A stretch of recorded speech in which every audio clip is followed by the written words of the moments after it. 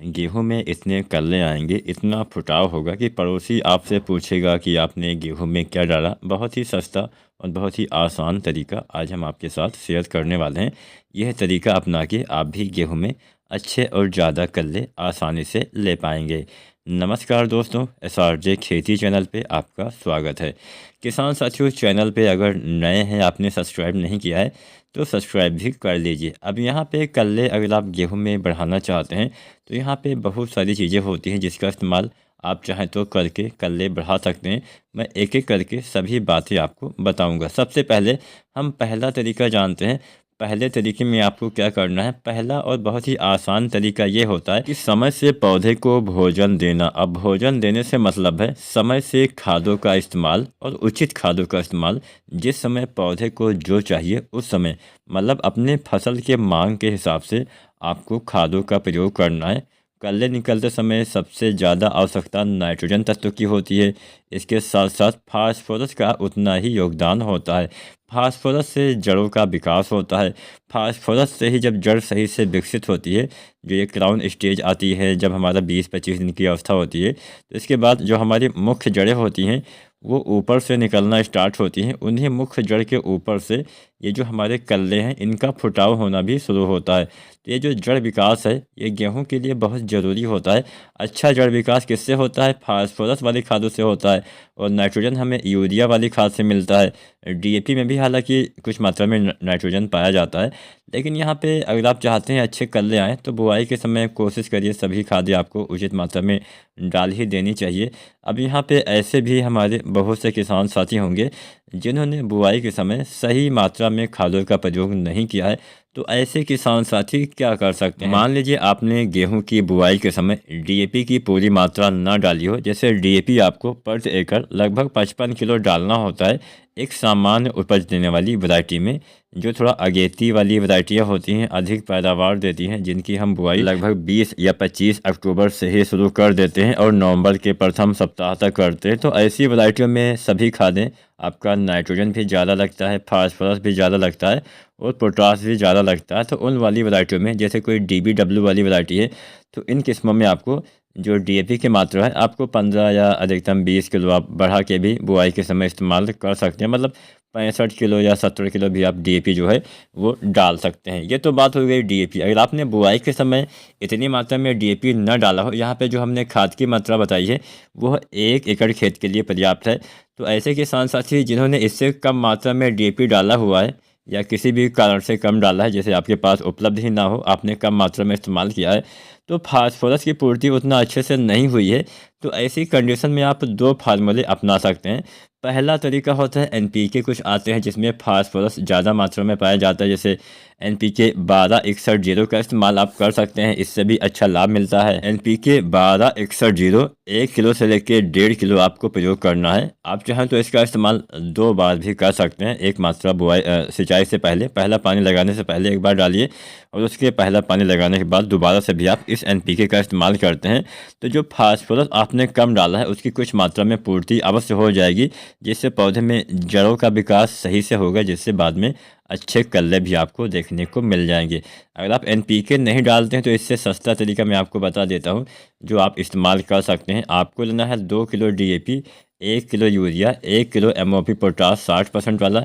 ये तीनों चीज़ें आपको अलग अलग घोलना है और इनका घोल बना के पहले पानी से पहले छिड़काव कर दीजिए और पहले पानी के बाद में एक छिड़काव कर दीजिए। मतलब जैसे सिंचाई से पहले आपको एक बार डालना है और सिंचाई के बाद दोबारा से 1 सप्ताह 10 दिन के बाद दोबारा से इसका इस्तेमाल करेंगे तो अच्छा लाभ मिलेगा। अब 2 किलो आपको DAP 1-2 दिन पहले घोलना है, क्योंकि DAP घोलने में थोड़ा ज़्यादा टाइम लेता है और सभी का अलग अलग घोल बनाना है, इस बात पे भी आपको ध्यान देना है। तो यहाँ पे अलग अलग घोल क्यों बनाना है, जैसे जो होता है आपका यूरिया में होता है नाइट्रोजन, तो यूरिया और आप पोटाश जो होता है एक साथ मिला तो सकते हैं लेकिन लंबे समय तक मिला के आप रख नहीं सकते हैं। तो जो भी तरीका आपको अच्छा लगे, आसान लगे, सस्ता लगे, वो आप इस्तेमाल करिए। चाहे तो आप DAP, यूरिया और पोटाश का छिड़काव कर सकते हैं, स्प्रे कर सकते हैं, या फिर आप NPK 1261 का इस्तेमाल कर सकते हैं या 1744 वगैरह भी आप डाल सकते हैं। कोई भी NPK डालिए, 1 से लेके 1.5 किलो तक आपको इस्तेमाल करना है। इन NPK के इस्तेमाल करने से आपके पौधे में नाइट्रोजन के साथ साथ फास्फोरस वाले तत्वों की भी पूर्ति होगी, जिससे पौधे में हरियाली, अच्छी ग्रोथ अवश्य होगी। कोई भी तरीका आपको अपनाना, मतलब जो भी आपको अच्छा लगे अपना सकते हैं। जानते हैं दूसरा तरीका। दूसरे तरीके में जैसा कि मैंने बताया कि पौधे में कल्ले ज़्यादा होने के लिए जो आपका नाइट्रोजन तत्व होता है, इसकी भी आवश्यकता प्रचुर मात्रा में पड़ती है और अच्छी मात्रा में यूरिया डालेंगे तभी इसकी पूर्ति होती है। तो यहाँ पे पहले पानी के आसपास आपको यूरिया डालना होता है। यूरिया आपको 40 से लेकर 45 किलो पर एकड़ तक डालना है। कोई अगेती वाली वैरायटी आपने बुआई कर रखी है तो उसमें आपको यूरिया की मात्रा 15 किलो 20 किलो बढ़ा के इस्तेमाल करना है। तो पहली चीज़ तो यूरिया हो गई 40 से 45 किलो, यानी 1 बैग के आसपास। दूसरा चीज़ आपको इसके साथ मिलाना है जिंक। अब यहाँ पे जिंक आप कोई भी मिला सकते हैं, जो भी आपको अच्छा लगे। पहले पानी पे आप जिंक तो डालते ही डालते हैं। 33% वाला 5 किलो या 7 किलो आप डाल सकते हैं, 5 से 7 किलो, या 21% वाला आप 8 से लेकर 10 किलो इस्तेमाल करेंगे तो भी अच्छा लाभ आपको मिल जाएगा। तो यूरिया डालिए, साथ में जिंक वगैरह डालते हैं तो बेहतर फ़ायदा मिलता है। चाहे तो आप सल्फ़र भी 90% वाला लगभग 4 किलो या 5 किलो तक इस्तेमाल कर सकते हैं। सल्फ़र के इस्तेमाल करने से आपके पौधे में नाइट्रोजन अच्छे से आपके पौधे ले पाते हैं, जिससे हरियाली, ग्रोथ, फुटाव आपको देखने को मिलता है। चलिए तीसरा फार्मूला भी हम आपको बता देते हैं। यूरिया जिंक तो आपको मिट्टी में डालना ही डालना है। अगर आप जिंक का मिट्टी में इस्तेमाल नहीं करना चाहते हैं तो छिड़काव बिल से भी प्रयोग कर सकते हैं। तीसरा वाला फार्मूले में आपको इस्तेमाल करना है 4 चीज़ों का, यहाँ पे 3 चीज़ों का। पहली चीज़ आपको लेना है यूरिया, आधा किलो से 1 किलो आपको यूरिया लेना है। दूसरा चीज़ आपको लेना है मैग्नीशियम सल्फेट। और तीसरा चीज़ आपको लेना है जिंक। जिंक 12% वाली आपको इस्तेमाल करना है, 120 ग्राम।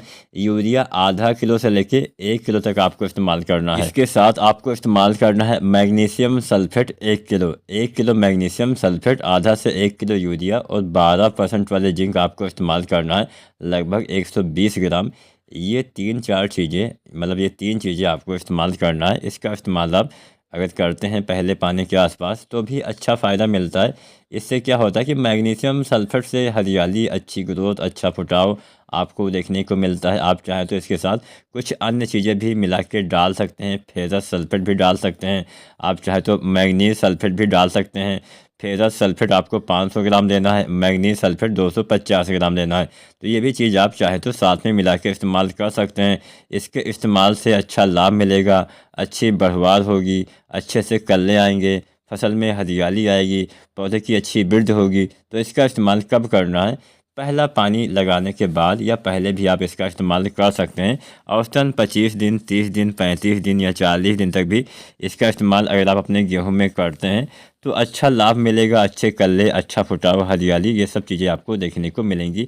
तो उम्मीद करते हैं आज की वीडियो में आपको अच्छे से समझ में आ गया होगा कैसे हम गेहूं में कल्ले बढ़ा सकते हैं। इसके साथ साथ बेसिक बातें हमेशा आपको ध्यान रखना है। समय से सिंचाई, समय से खादों का इस्तेमाल, अच्छे से देखभाल वगैरह करेंगे तो अच्छा लाभ अवश्य मिलेगा। वीडियो देखने के लिए आपका धन्यवाद।